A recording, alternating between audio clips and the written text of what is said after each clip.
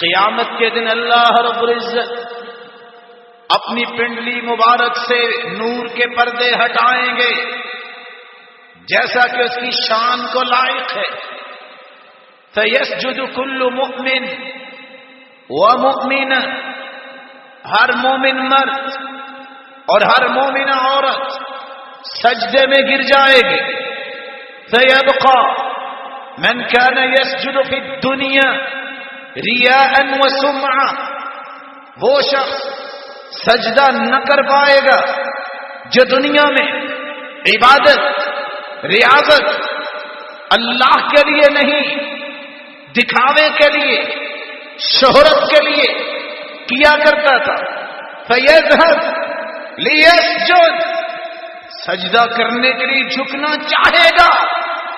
فَيَعُودُ ظَهْرُهُ طَبَقًا وَاحِدًا، اس کی کمر تختہ بنا دی جائے گی.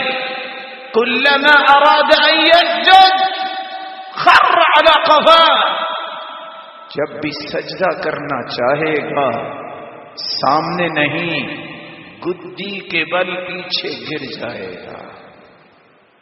کیا بنے گا؟ اپنے اعمال کو خالص کر لو اللہ کی رضا کے لیے.